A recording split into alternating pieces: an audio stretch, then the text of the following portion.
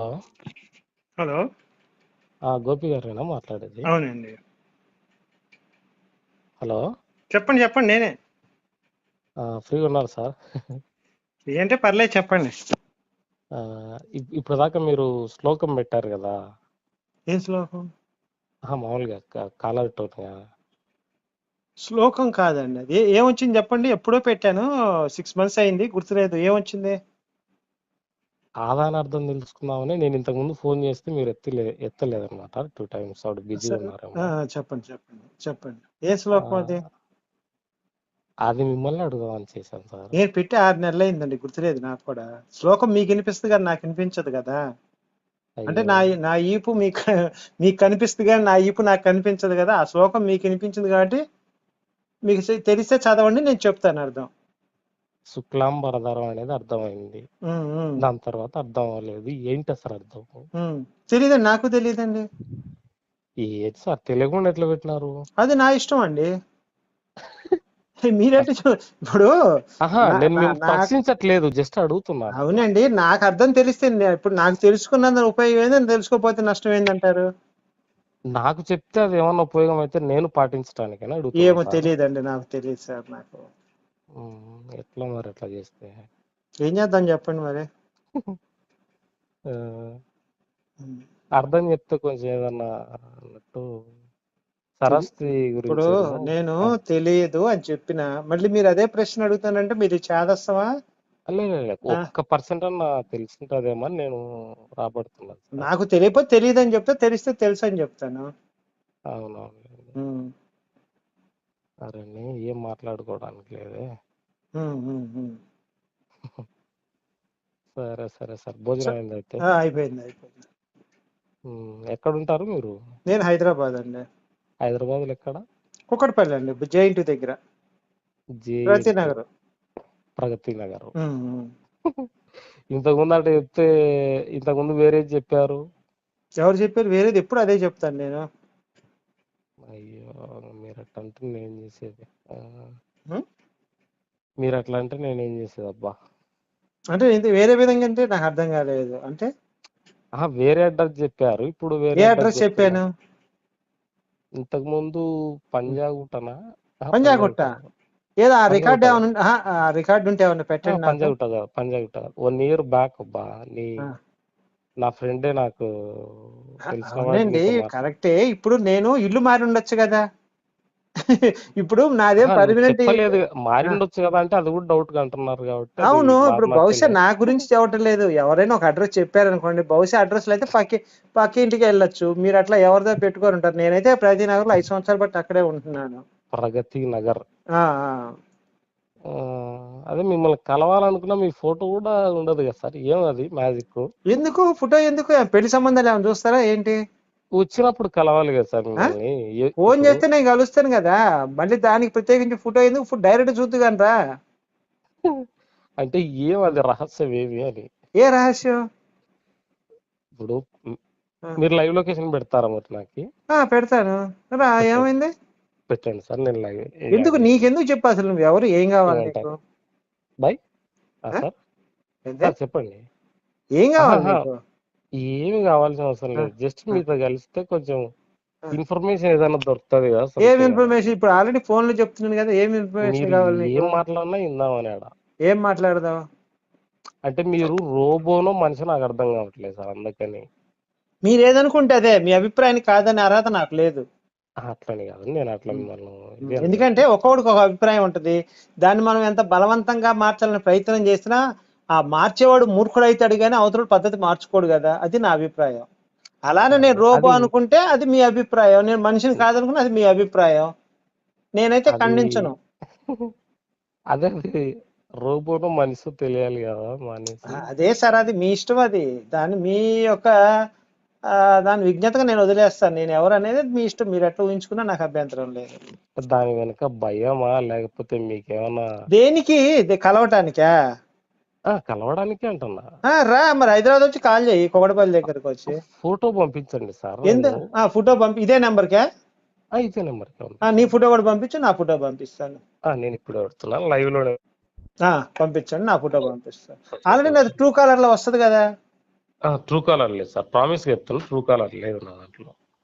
నా true caller లో ఉంటుంది చూడండి, మీరు ట్రూ కాలర్ వేసుకొని ఆహా, చూడండి, ఫోటో ఉంటుంది నాది. నేను నల్లగా ఉంటాను, చూసుకోండి మీరు. నా ట్రూ కాల్ మీరు ఒక్క ఒకవేళ లేకపోతే ట్రూ కాలర్ వేసుకొని నా ఫోటో ఉంటుంది ఒక్క దాంట్లో. నిమిషం అటు పంపించండి లేదు సార్, నేను చేసినాను ఎట్టగా. ఉమ్, ఒక్క సెకండ్ నాది పెడుతున్నా. పెట్టండి పెట్టండి. ఆ,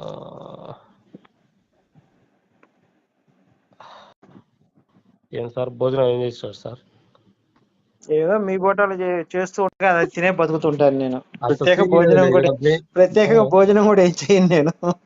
మీ ఫోటోలు చేసి మాట్లాడుతుంటారు కదా, ఓన్లీ ఆ ప్రసాదం మాటలతోనే నేను బతికేస్తుంటాను. మీరు బూతులు తిట్టకుండా మాట్లాడాలంటే మీతో మాట్లాడొచ్చు, కానీ మీరు తిట్టడం అవును, ఇప్పుడు తిట్టడం నువ్వు అంటే బాగా. అనవసరంగా ఇప్పుడు నా ఈగోని హర్ట్ చేసావు అనుకో, ఇప్పుడు నేను ఒక పరిధి ఒక నిమిషం వినండి, మీరు అడిగారు మంచిగా. ఆ, మీరు నా నేను పరిధిలోకి వచ్చి నా ఈగో నన్ను మీరు హర్ట్ చేస్తే నేను ఖచ్చితంగా మాట్లాడతాను. నా ఈగో హర్ట్ చేయనంత వరకు నేను మాట్లాడను. ఇప్పుడు అట్లాగా సార్, ఇప్పుడు ఇప్పుడు నా ఈగో హర్ట్ చేయటమా లేదా అనేది మీ చేతుల్లో ఉంటది అది. ఎవరైనా ఈగోను కావాలని హర్ట్ చేయరులే. ఇప్పుడు అంటే ఇక్కడ రెండు విషయాలు సార్. ఒకటి, నేనైతే వాడు నా ఈగోని హర్ట్ చేశాడంటే ఒకటి అమాయకత్వం అనుకుంటా, రెండోది బుద్ధవలుపు అనుకుంటా. మరి అవతలోడు ఇవే వద్దనేది అసలు ఇవే వద్దనేది అరే నా అభిప్రాయం సార్.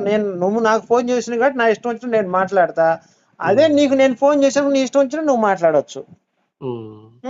అవసరం నీదే నాదే ఫోన్ చేసింది, అవసరం నీది కాబట్టి నేను మాట్లాడేది నువ్వు వినాలి. నీకు అవసరం లేదనుకుంటే కట్ చేసే, నాకు అభ్యంతరం లేదు. నేను బలవంతంగా ఏమండి ఉండండి అన్నాను లైన్ లో. నీకు అభ్యంతరం అయితే కట్ చేసుకోవచ్చు నాతో ఇట్లా మాట్లాడడం ఇష్టం లేకపోతే. నేను డైరెక్ట్ గానే మీతో కలిసి మాట్లాడదామని ఉన్నా. అది సెకండరీ. ఇప్పుడు ఫస్ట్ ఇది చెప్పండి, మీరు నాతో మాట్లాడడానికి ఇష్టపడుతున్నారా లేదా?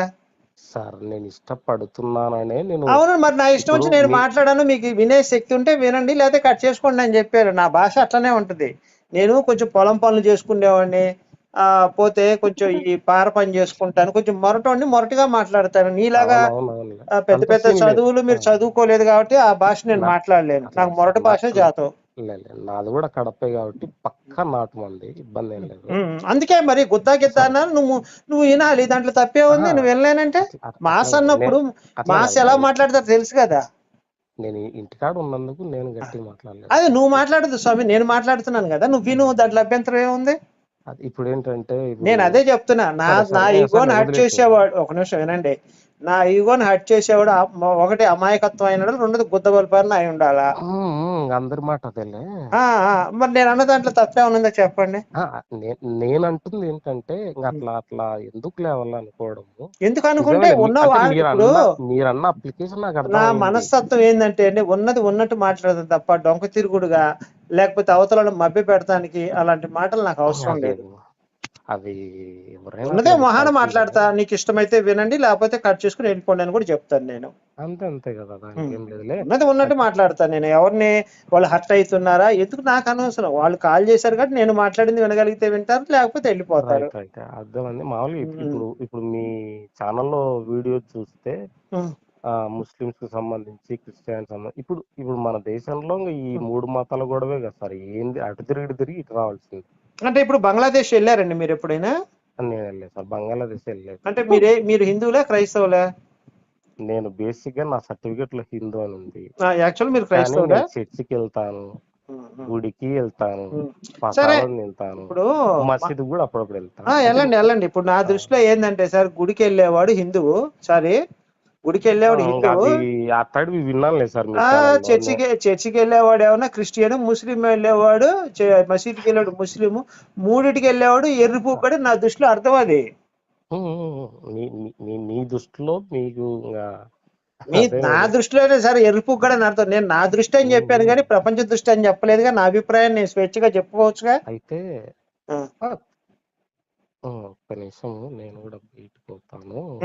అయితే మీరు చెప్పండి సార్, మీ అభిప్రాయం కూడా మీరు చెప్పడం తప్పులేదు. మీ అభిప్రాయం చెప్పండి, నాకేం అభ్యంతరం లేదు. చెప్తా. నేను అసలు మీకు ఫోన్ చేసింది ఏంటంటే ఫస్ట్ ఒక మాట చెప్తాను. చెప్పండి. మీరు మకం చూపించకపోయినా పక్కన పెడదాము. నేను యాక్చువల్ ఫోన్ చేసింది ఎందుకు అని అంటే, డైరెక్ట్ గా కూర్చొని ఏదైనా మాట్లాడుకుంటే. దేని గురించి? నాకు నా నుంచి నేను ఒక క్లారిటీ మీ నుంచి పొందుకోవడమా? అదే అసలు నేను ఏంటి, ఒక ఏం కావాలి నీకు క్లారిటీ? అదే నేను చెప్పబోతున్నాను అన్నమాట. ఇప్పుడు ఇన్ని పంచాయతీలు ఉన్నాయి, మాది గొప్పదంటే మాది గొప్పదని ప్రతి ఒక్కళ్ళు అంటారు, అందులో తప్పు లేదు, ఎందుకంటే ఎవరి ఒపీనియన్ వాళ్ళ. ఈ లెక్కన ఒక హిందూ ఇక్కడ మీరు చిన్న పొరపాటు మాట్లాడారు, నేను చెప్తాను, మీరు చెప్పండి. నేను చెప్పిన తర్వాత, ఇప్పుడు హిందూ మతము లేదా ధర్మానికి సంబంధించిన మీరు దానికి సంబంధించిన గొప్ప విషయాలు కానీ ఆధ్యాత్మిక విషయాలు కానీ మీరు చెప్తే ఆ విషయాలు నేను తెలుసుకొని, తెలియనివి అన్ని నాకు తెలుసా అని అనుకుంటే నేను మీకు ఫోన్ చేయను కదా. తెలియని మీకు తెలుసుకొని మీతో ఈ విషయాలు నువ్వు చెప్పడమా, ఒక క్లారిఫికేషన్ ఇచ్చుకోవడమా నా సర్కిల్లో. సో ఇట్లాగా ఒక క్లారిటీ అనేది నాకు తెచ్చుకోగలను.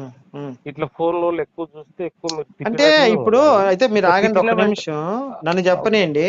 అంటే మీరు 3 మత గ్రంథాలు గనక చదివి అప్పుడు మీ అభిప్రాయాన్ని నేను నాతో పంచుకుంటానంటే నాకు అభ్యంతరం లేదు.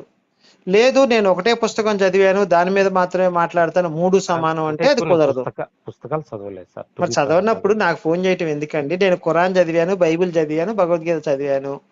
నేను మూడిట్లో ఉన్న సారాంశం నాకు తెలుసు కాబట్టి ఏది మంచిదో నేను చెప్తాను. నేను ప్రాంగా ఏంటంటే జస్ట్ మాట్లాడదాంలే మీతో అనేసి నేను అదే చెప్తున్నానండి. అసలు కనీసం అర్హత ఉండాలి కదా, నాతో మాట్లాడే అర్హత మీకు ఉండాలి కదా, ఉండాలా లేదా? ఇప్పుడు డాక్టర్ చదవాలి, డాక్టర్ వృత్తి చేయాలి అంటే ఎంబీబీఎస్ చదివి ఉండాలి. అట్లా కాదు, నేను మీతో నేనేదో వాదించడానికి నేను మాట్లాడాలా అని నేను అనట్లేదండి. వాదించడం కాదండి, కనీసం మీకు బేసిక్ సెన్స్ కూడా లేదు, మీరు నన్ను కలిసి ఉపయోగం ఏంటంటున్నాను నేను. అయ్యో మీరు చెప్పాలి, ఇప్పుడు మీరు చదివినారు కదా, మీ నుంచి నాకు ఇన్ఫర్మేషన్ పొందుకోవాలని నేను వస్తానంటే దాంట్లో తప్పేముంది? తప్పేం లేదు, నేను రమ్మని చెప్పాను కదా. అయ్యో నేను రమ్మనే చెప్పాను, కుకటపల్లి వచ్చి కాల్ చేయ అని చెప్పా. నేను రావద్దంటే ఏమండి మీరు రావద్దు అంటున్నారా అని చెప్పవచ్చు, కుకటపల్లి వచ్చి కాల్ చేయమన్నా. అర్థం ఓకే కావున అన్నారు. అదే మళ్ళీ అర్హత లేదంటే అంటే మీకు నేను గుర్తు చేస్తున్నాను. ఒక్క నిమిషం అండి, నేను మీకు గుర్తు చేశాను తప్ప రావద్దని చెప్పలేదు. ఆ పాయింట్ మీరు గుర్తు పెట్టుకోవాలి. ఆ విషయంతో ఒకవేళ వీలుంటే డే ఆఫ్టర్ టుమారో ఈవినింగ్ రావచ్చా మీ దగ్గరికి? తప్పకుండా సార్, కాల్ చేయండి. నేను అప్పుడప్పుడు ఈ వీళ్ళతో కలిసి హిందూ సంఘాలతో కలిసి అప్పుడప్పుడు చర్చిలకు వెళ్తాం కానీ, చర్చికి కాదండి చర్చిలకి వెళ్తాం కానీ, అప్పుడప్పుడు పక్క ఊర్లోకి వెళ్ళి సువార్తలు ఆపటం కానీ లేకపోతే ఇలాంటి శవార్తలు ఆపటం కానీ పనులు చేస్తుంటాము. నేను ఖచ్చితంగా ఫ్రీ ఉంటే మిమ్మల్ని ఖచ్చితంగా కలుస్తాను. మీరైతే కాల్ చేయండి, వచ్చే 1 డే ముందర కాల్ చేయండి. నేను కనుక ఫ్రీగా ఉంటే ఖచ్చితంగా మీరు కలుస్తాను. లేదు పలానా చోటుకి పంజాగొట్ట కానీ ఎక్కడైనా అక్కడ ఆ సంఘాల ఆఫీసులు ఎక్కడైనా ఉన్నాను అనుకోండి, అక్కడికైనా వచ్చేసేయండి, పర్వాలేదు. అంటే నేను మధ్యాహ్నం అట్లా చేస్తాను. చేయండి సార్, చేయండి. కూకట్పల్లి వచ్చి కాల్ చేయండి సార్. కూకట్పల్లిలో ఎక్కడంటే వై జంక్షన్ దాటగానే కూకట్పల్లి అండి, గుర్తుపెట్టుకోండి. మీరు ఫస్ట్ ఎక్కడి నుంచి వస్తారు? మీరు అమీర్పేట నుంచి వస్తారా లేకపోతే సికింద్రాబాద్ నుంచి వస్తారా? అమీర్పేటలో దిగగానే అమీర్పేట దాటగానే ఎర్రగడ్డ వస్తుంది ఫస్ట్. ఎస్ఆర్ నగర్ ఉంటుంది, అది తీసేయండి. ఎస్ఆర్ నగర్ ఒక స్టాప్, చిన్న స్టాప్ ఉంటుంది. ఎస్ఆర్ నగర్ తర్వాత ఎర్రగడ్డ వస్తుంది. ఎర్రగడ్డ సుమిత్ర నగర్ వస్తుంది. సుమిత్ర నగర్ తర్వాత కుకటపల్లి వస్తుంది. కుకటపల్లి వచ్చినప్పుడు బీజే ఆఫీస్ అక్కడ స్టాప్ ఉంటుంది, బీజే ఆఫీస్ దగ్గరే. అయితే మీరు అటు వస్తుంటారు కదా, దాని ఆపోజిట్ బీజేపీ ఆపోజిట్ లో మీ బస్సు ఆగుద్ది బస్ స్టాండ్ లో. ఓకే సార్, అక్కడికి వచ్చి కాల్ చేయండి. ఒకవేళ కనుక నేను మీకు అందుబాటులో ఉంటే ఖచ్చితంగా కలుస్తాను. నేను మధ్యాహ్నం చేస్తాను. సరే ఉండగలిగితే చెప్పండి సార్. Right sir. పెద్దోని కాదు, చిన్నోని కాదు, నాకు తెలిసి మీరు నాకంటే పెద్దోడు ఉన్నట్టున్నారు. పెద్దోడిని ఏం కాదండి, నాకు 35 ఇయర్స్ అండి. నాకు జస్ట్ 30 ఉన్నాయి. 30నా? 31 అంతే. 31. మ్యారేజ్ అయిందా మీకు? కాలేదు. నాకు కాలేదు సార్. 35 ఇయర్స్. నేను చూస్తున్నాను, క్రైస్తవుల అమ్మాయి పర్వాలేదు, ఎవరిని హిందూ అమ్మాయి పర్వాలేదు అని కూడా చూస్తున్నాను. సంబంధాలు దొరక చాలా ఇబ్బందుల్లో ఉన్నాను నేను. ఈ పెళ్లిగా పెద్ద సమస్య ఉంది నాకు. పాస్టర్లకు కూడా ఇంతకు ముందు నేను ప్రార్థన చేయించుకున్నా చాలా సార్లు, పెళ్లి కావాలి పాస్టర్ ప్రార్థన చేయండి అంటే చేస్తారు కానీ ఆ ప్రార్థనలో ఉపయోగం లేదని చెప్పి క్రైస్తవ మతం నుంచి బయటకు వచ్చేసాను. 31 నా 30 ఏళ్ళు ఉన్నప్పుడు ప్రార్థనలు చేయించుకొని 25 నుంచి 35 దాకా 37 దాకా ప్రార్థనలు చేయించా. నాకు పెళ్లి కాలేదు. అంటే ఆస్తి లేదు, అంతస్తు లేదు, అంటే రంగు తక్కువ, నల్లగా ఉంటాను నేను. అందుకని చెప్పి నేను అప్పుడప్పుడు టాపీ పనికి వెళ్తాను, ఆటో వేస్తాను. దానికి ఏం లేదులేండి సార్. ఇంకా డైలీ లేబర్కి వెళ్తుంటాను, ఇంకా అన్ని పనులు చేస్తారండి, బతకాలి దాన్ని కదండి కూడా మనం హైదరాబాద్ లో బతకాలంటే. అదే 2 ఉమ్. సంవత్సరాలు పట్టింది సార్ ఐటీ జాబ్ దగ్గర నేను మీరు పొందుకోవడానికి. ఐటీ జాబ్ చేస్తారా? ఇప్పుడు రీసెంట్ గా సార్ ఆ? టీసీఎస్ లో ఇప్పుడు రీసెంట్ గా వచ్చింది. అదృష్టవంతులండి మీరు. అంటే మాకేముంది సార్, దగ్గర 1.5 year రెక్కాడితే పైన గానీ మా బొడలకు డొక్కాడదండి. మీకు ఛానల్ ఉంది సార్, మాకు అది కూడా లేదు పరిస్థితి. ఛానల్ అంటే ఎంత వస్తాయి సార్, దానికి మా ఖర్చులకి మేము తిరిగే తిరుగులకి మాకు పెట్టే ఖర్చులకు మేము ఎదురు పెట్టాల్సి వస్తుంది. ఇంకా మాకు కనుక నిజంగా అంత డబ్బులు వస్తే మేము ఈ కూలి పనికి ఈ పనులకి మేము ఎందుకు ఆటో ఎందుకు తోలుకోవాల్సి వస్తుంది శుభ్రంగా. సాఫ్ట్వేర్ కూడా అట్లే ఉంటుంది సార్. ఈ ఆ? సాఫ్ట్వేర్ ఏమంటే బతుకు తెరుకు తప్పదు. ఏమో సార్, ఇప్పుడు ఎంత చెట్టుకి అంతే గాలి అట్లా.